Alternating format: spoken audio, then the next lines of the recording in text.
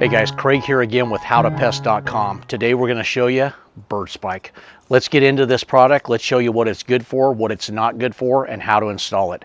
Everything you need to install this is pretty much in my hand right here. A caulking gun, a professional grade bond, and your spike of choice.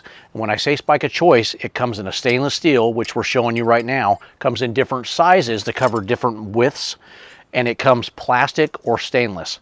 So the plastic is going to be paintable. That's one of the advantages to it. If you're lower down, it's going to make it blend in. The higher you get this spike, the less visible it becomes. Also, you're going to get a warranty difference. 10-year on the stainless versus a 5-year on the plastic spike.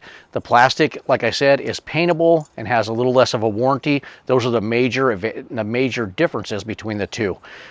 Anytime you're doing a bird job, you have to clean the surface first. If you don't clean the surface, you're not going to get a solid bond.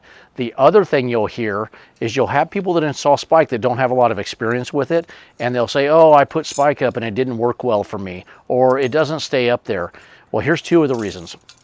You can try a lower grade, and it's not that liquid nails is a bad product, it's just for this product, we found it doesn't hold up as well as like a polyurethane bond. Almost the same thing they put windshields in cars with.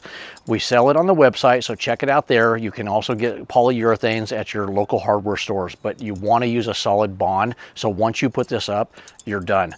The other problem you have with people that have had bad situations with spike is when you're installing spike like this, if you have to do them side by side, they have to overlap and cross each other like a V.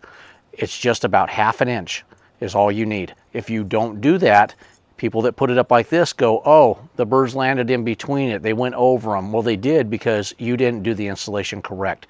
If you do the installation correct and overlap them like this, you'll never have an issue with spike. The other thing is, people put these up for smaller birds. If you put this for a smaller bird, like a starling or a sparrow, they're going to use the spike against you and basically say thanks for the support, because they're going to put their nesting material right in between that. So avoid those things and you'll have great success with these spikes. As far as using the spike itself, here's how you would install it on a ledge of a roof. If they're sitting here and they're roosting on the edge of the roof, you might have the question, well, they land all over the roof. Well, they do, but usually they land first at the highest point because it's a safety issue for them. They want to land first, make sure it's secure, then they start walking down. If you start taking away the ledges of roof lines, you can eliminate the pigeons sitting on those areas.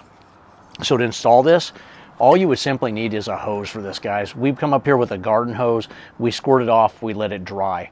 If it's a smaller area, you can use a bucket of water, a little sponge, but you have to clean this area to get that bond. Tiles are usually, especially concrete tiles, they're usually in 1-foot increments. So you can count your tiles from even the ground sometimes, and you can get the amount of spike you're going to need to use, because these come in 2-foot sections and 1-foot sections. They easily break.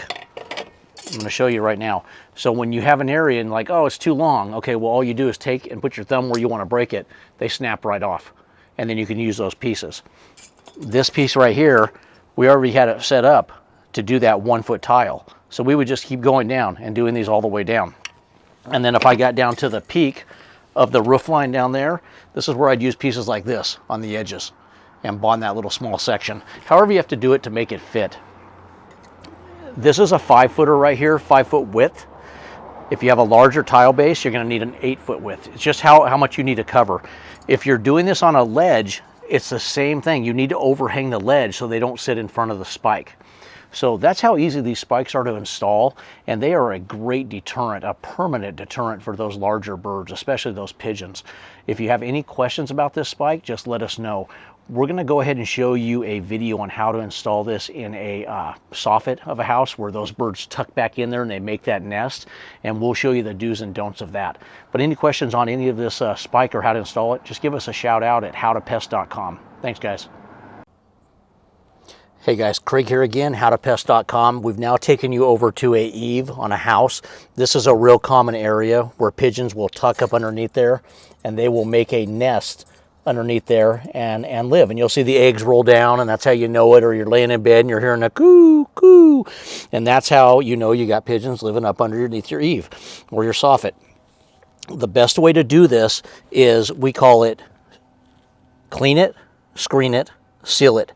You can take this spike, and I have it set up how you want to do it. And remember when I talked about crossing them over, this would take 3 rows of spike, and this would go up with 3 rows up here, and it would have the 3 here, and then you'd go 3 here, and if you wanted, you could go 3 here all the way down. Sometimes we can end here, and if we've eliminated that nest, this is enough where we don't have to go down here and be kind of an eyesore to those people walking up seeing spike, but you may need to go that far down, just to let you know. If the camera can see back in here, let me see if I can get down here. This is how we install them when we do them. Way back in the back, we've already screened this home up. It had a pigeon issue, and it looks like a black foam back there. We do that because it makes it look like a shadow, and it's just more cosmetically pleasing to the homeowner. Behind that foam, we have placed a screen. We've used 1/4-inch hardware cloth. You can buy that at your local hardware store. You cut it to fit, and it allows you to get further back there where you're not going to be able to tuck those spikes. So you'd clean out the nesting material, you would screen that, you could screen and be done. We foam it, like I said, to be more cosmetically pleasing. Then we come in front of that and we spike on down. You can, like I mentioned earlier, forget the screen and go all the way back with a spike, but you got to get back up underneath there. A little trick is get those little grabber things you pick up trash with. We use our snake tongs to do this. And if we can't reach back, once we bond this with the dots of gel like that, and remember, clean the surface first, then we grab it with the tongs and we push it back up in there, and we're able to kind of push down on it and get that thing snug.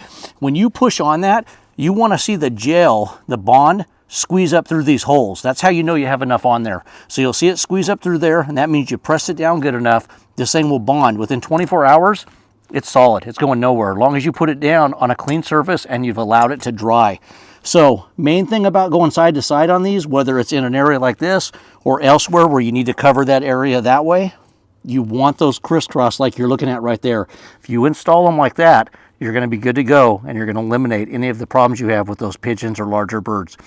Any questions, guys, just reach out to us. Once again, Craig at howtopest.com.